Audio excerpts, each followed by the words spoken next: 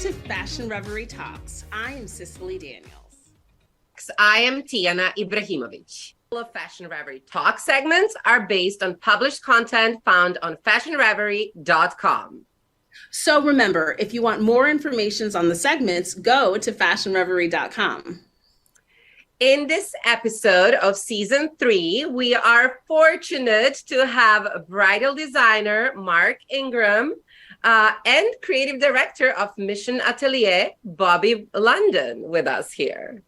We start every episode with our fashion news. All of our news segments are based on the fashion news alerts found on fashionreverie.com. Okay, let's jump into the current events in fashion. We're going to start with the CFDA's new chairman. Okay, Tiana, you have that story. Yes, I do. Well, it's actually a big announcement. All right. So Council of Fashion Designer of America, CFDA, has a new chairman. Since Tom Ford stepped down from his post, the CFDA has been looking for a replacement. And oh my God, such an exciting replacement. It's Tom Brown. I personally love Tom Brown. I think he is one of the most exciting designers in United States currently. And I think a lot of fashion lovers are always very excited to see his latest collection, his latest presentations. It's just always very creative and very out of the box. So in his statement, he did share that he is excited to work with CFDA, with Stephen Kolb, and I think we're all looking forward to seeing what will he bring to CFDA and to fashion industry in general. What do you, Cicely, think about this exciting news? I mean, it's change is always exciting. Things are going to be new. It's such an important institution in fashion. And I think that I think the whole community is, of course, going to be behind him. And it'll just be interesting to see what changes, if any, we see. So it's exciting. For sure, for sure. Well, in the news that I have to talk about is, I think, really important because it is helping to bring a commitment to sustainability. And this is with brand Desigual, and they are trying to actively reduce their carbon emissions. And they have been committed to reducing the carbon emissions by 2028.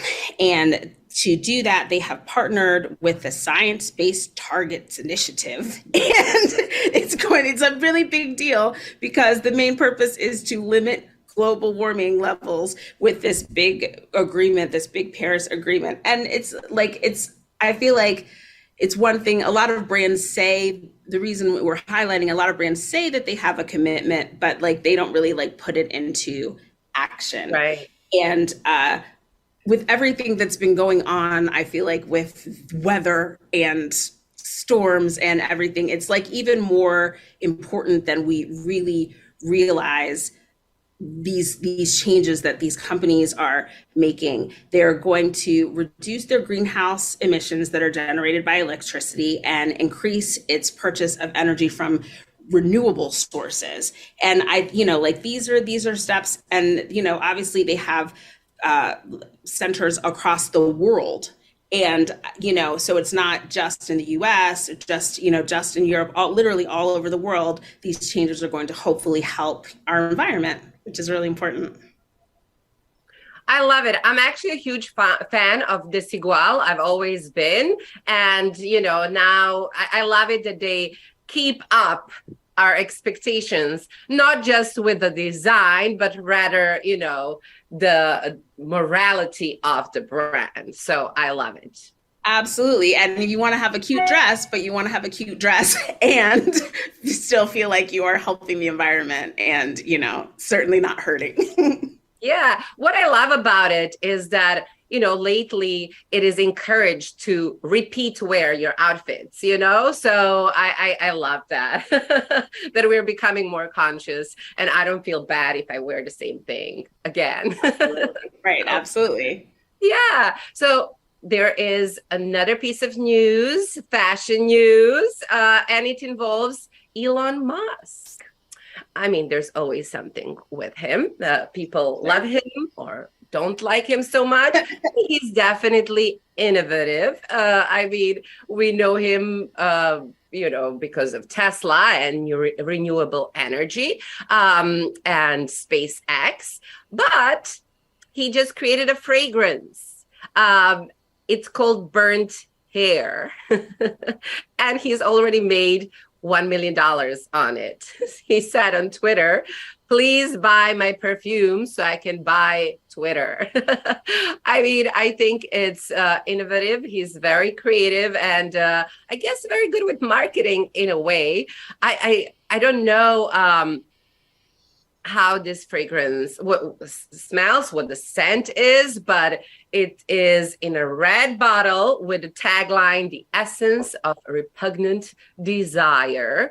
And each bottle is $100. So, I mean, with his last name, I guess it makes sense that he got into the fragrance area, but I don't know. Yes. I mean, I might not be the consumer for the burnt hair fragrance smell per se. And so I guess if they send us a sample, girl, we'll check it out. We'll sample it. We'll sample it. Curious. But that is what we have going on in our fashion news. And of course, if you want to stay on top of what's happening in the world of fashion, go to fashionreverie.com. Well, so for those of you who are into bridal fashion, as I am always into bridal fashion, you know that Bridal Fashion Week was this past week, and we are thrilled to bring Mark Ingram of Mark Ingram Atelier here to our show. They are known for their luxury couture bridal fashion that is, the place to go if you are a bride looking for your look for your special day. Mark, how are you? Thank you for joining us. I am so good. Thank you, Cicely. So happy to be here. Of course. Well, first of all, it was just bridal week. Did you get any sleep? No, you're catching me the morning after, and I've lost my voice from speaking for 4 days in a row. Oh my gosh. I did, but I'm good. I'm good. I'm so happy to be here and so grateful. Truly. Oh, we appreciate you so much for joining us. So for your spring 2023 bridal collection, you were inspired by the HBO series Gilded Age. And so for this season, you went back to some tried and true favorites. Now, why was that the direction for fall of 2023? I chose the direction. I'm a New York City native. My family's been in this city. I'm the third generation native New Yorker, native Manhattanite. My family came here in 1912 from the South. And I wanted to celebrate my beautiful city of New York, which is my hometown, especially Manhattan. And I chose to use that as a reference of my design inspiration, the architecture, the vibrancy, the beauty of my hometown. My line was very architecturally inspired by certain buildings like the Art Deco-ness of Radio City and the Empire State Building, and also the Beaux-Arts beauty of places like the Grand Central Station, New York Public Library, and those are my inspirations for the collection. I love that. I mean, it's certainly that they give you the ability to take something that is classic and then to make it, right for the bride of today. Yes, so if you were going to so this brings me to my next question. So if you're going to tell me, who is your bride? Who is the bride that we really need to usher to you for their dress? Well, she's definitely a fashion forward bride, but not so much so that she's avant-garde or, out of this world. My brides are contemporary classic girls. They are usually of a certain age, late 20s to early 30s. They're kind of secure in their careers and their relationships with themselves. They kind of know who they are. And they're fashion girls. They really are fashion girls who want a nod to the classic, but looking forward to the future. So we take those classic styles and push them a little ahead so that they feel they're not of the moment. They're contemporary classics, is what they are. And that when you I look back love on your that. photographs, you look back on your photographs and you say, I didn't make a mistake. No, absolutely. And what I love is I feel like with your gowns that the gowns are stunning by themselves, but they allow the bride to shine, if you know Thank what I you. mean. So I it's not understand. just like the just the dress is like it's the kind of dress that makes the woman wearing it feel luxurious, feel stunning, feel Thank you. gorgeous. And Thank you. that I think is something that all brides aspire to, Yeah. all people, I think really so. aspire to. My gowns frame the bride, and they give her a sense of a glow, a haze, and that's why I like to always show a veil. The veil's like a haze around the bride. It creates such mystery and magic. And it's a once in a lifetime, your first marriage is a once in a lifetime situation. You're having a formal gown and a formal wedding. It really is a beautiful once in a lifetime occasion and feeling. Now, in this, I'm going to call it the post COVID-19 pandemic era, even though, we're still battling. Oh, Um, very. is there anything specific that you are attempting to bring to your consumer? Just joy of living. My business has been, I've been in my business as a retailer for 21 years and as in the industry of bridal for 26 years. And I lived through, my store opened in the shadow of 9/11. My store opened 3 months after 9/11, almost to the day. I was preparing my business during that awful period that if we can remember that. I've lived through the stock market crash of 2018, 28 and 9. And I can tell you that these are monumental historical timepieces that make people want to rethink their life and where they are and their commitment to others and their sense of who they are and where they want to go. And so marriages post 9/11 boomed because people really wanted to commit to something. I think post COVID, being alone and solitary for 2 years or hunkering down with that special person in your life made you feel you're either gonna, or get off the pot with this relationship. And I think that we see a boom in marriages and engagements happening, and I'm very happy for that period. I want to feel very celebratory is what, I guess the answer to your question is, one of my collection that feels celebratory and fun and beautiful, just beautiful and joyful. I love this. And you touched on it, but like if you were going to say, like, I know it's hard to like, fashion is always changing, everything about fashion. And so that's like kind of where like bridal especially I think is, in a specific place. So what do you think is every bride is still looking for, even with how fashion has changed? How would you finish that To be statement? beautiful, to be really beautiful on that day. And there's so much different kinds of beauty. We address every figure type, every kind of girl. No one can be, everyone's going to be the superstar on their day, whatever that means. And our goal is to make her feel that way, whether she wears my dress or any of the designers that I carry in my store. My goal is to make that girl the star of her day. And of course, her looking well makes me look well, makes my business look well. Yeah, I love that. And I also love that you mentioned, different body types. One of the things that's kind of lovely, I think, about Bridal Week is you sometimes see like models, you might see a little more curve going on, Yes.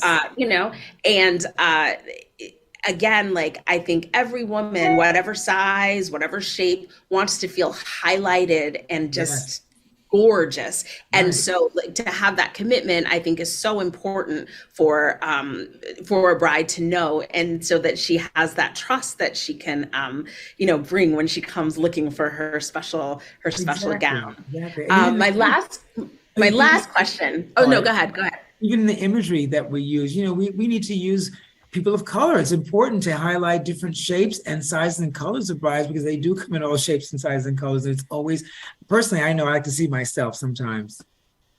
I thank you for saying that. No, it's so important. And again, I just feel like the way just hearing you speak and, of course with your collection, but like it's inviting. It invites someone. It doesn't feel like, oh, Right. this isn't for exclusive. This isn't for me. Yes. I mean, it's still fancy and gorgeous and wonderful, Right. but it's fancy for anyone who is looking Anyone. for, can find their gown. So what is next for you? What is next, would you say, just in your like fashion design life at the Atelier and, anything? After vacation, that's next. and And sleep. getting my new home unboxed. Number two would Okay. be, I'm still in infancy of my design phase. This is really collection two that was presented to the public. My wholesale business is growing. The representation is growing. I do want to get into other bridal categories. I love dressing the mother so much. I love dressing the sister. The sister becomes an important part of the wedding when she's in the wedding party, but not a bridesmaid per se, but something special for her to wear. And I love dressing all the other events, the after party, the engagement party, there's the rehearsal dinner. There's so many categories of wedding clothes I can get into, and even menswear, potentially dressing a groom would be my joy and goal. Well, that is refreshing and wonderful to hear. What I always think like people need to remember that like when you're going to look at bridal, it's not only the white dress that's available, and there's also not only for bridal could you find like a perfect gown. It could be a red carpet look, it could be a fancy Exactly. party look. Yeah, Yeah. the after party or anything. And a lot of brides are also having multiple looks. So, that is exciting for all of us. Thank you. And we are so appreciative of you for joining us, Mark. This was lovely speaking Thank with you. you. Thank you so much. I really appreciate it. Of course, of course. And hopefully we'll talk to you again. Definitely. Thank you. Have a good day. You too. So guys, I'm here with a Mission Atelier founder, Bobby London. He creates fine jewelry and accessories for men and women. I see on your social media, you say unisex jewelry for people who do not wear jewelry. Welcome, Bobby, to Fashion Reverie Talks. Thank you very much. It's good to be here. I'm just enjoying a lazy Saturday in San Francisco, as I usually do in my tuxedo shirt and cufflinks and studs. And how fancy! So that is your brunch outfit for the weekend. Yes, exactly. And I even lounge at home with this as well. Love that. Yeah. Okay, we have to step it up, I guess, Yes. to get to your standards. So, how did Mission Atelier come about? Well, funny, this interview actually caused me to really think back to the start, and I'm actually going to show you visually how it came to be. Many years ago at this point, I created a fashion line. And while I was doing the line, I created a belt buckle design, but it didn't really fit with the line at that time. So I put it aside. And this is the belt buckle, by the way. This is the design. I found this. Oh. But as I said, it didn't fit with the line. So fast forward several years later at this point, I'd moved out to San Francisco and had the idea that the name Mission would be a great name for a lifestyle brand. I don't know if you're aware, but there's the Mission neighborhood in San Francisco, and it has sort of an edgy elegance to it that I felt, edgy elegance. I love that. Thank you. And, that I felt could sort of be the foundation for a brand, and particularly a modern one. And I happened to come across the belt buckle design, and I realized that the design in the center is actually an abstract M. So I was like, wow, that's an amazing, serendipity, and realized that could be the logo for the brand. Now, having created this fashion line, I knew that if you want to use a name in the fashion world, you need to make sure that it's not trademarked. So I had a lawyer look up whether or not it was trademarked, and unfortunately it was in belt buckles. But I said, that could actually also make a really cool cufflink. They looked it up in jewelry, and it turned out that it was available. So we trademarked it in jewelry, and this led to actually my first style, which is that same design, but as a cufflink. Okay. And, sold some to my friends and family, and one design led to another. And, here I am today with, I ended up with a retail space in downtown San Francisco, and we're growing. So. Amazing. Congratulations. So you have sort of opted for a minimalist approach. Why that direction?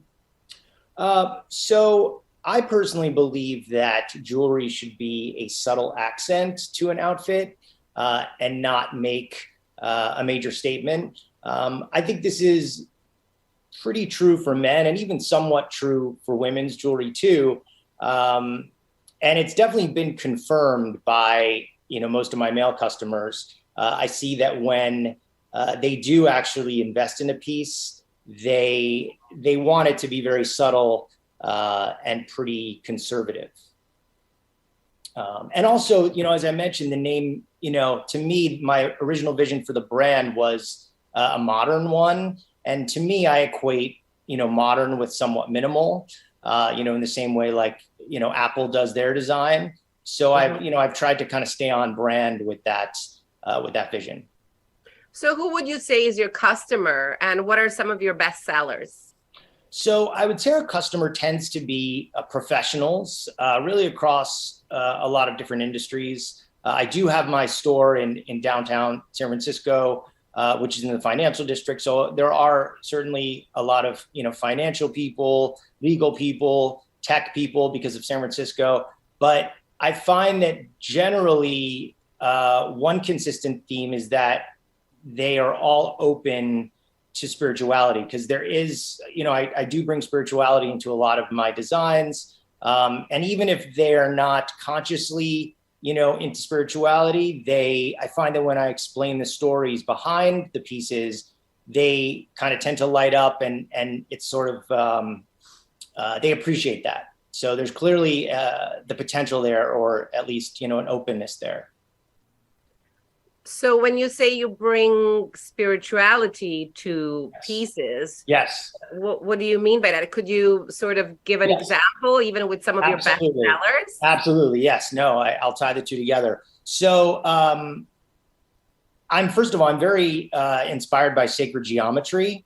I don't know if you're familiar with that at all, but it's basically the study of how there are basically geometric shapes within everything in the universe. And so I'm actually wearing, coincidentally, of course, because I always dress like this, even on Saturday mornings, I'm wearing pieces from what I call the Fusion Collection. And in sacred geometry, the combination of the circle and the square equates to the fusion of the earth and the divine. So this is one of my most best-selling cufflinks, and as you can see, it's a combination of the circle and the square. And I'm also wearing sort of a miniature version of it as a stud. I don't know that you can really see, but this is one of my best-selling pieces, and it comes in a variety of colors. We've got a really beautiful blue that we call a French navy, really beautiful emerald green. I don't know, can you see these colors at all, or am I just raising these up for nothing? We can see a little bit of a different shade for sure. Okay. A very nice burgundy. And something I also try to do is have there be a consistent element across different collections, so that not only, might they work together, actually being worn together, but even if they don't, it might inspire, a customer who likes one piece, to wear one thing during one occasion, but then, wear another one on a different occasion.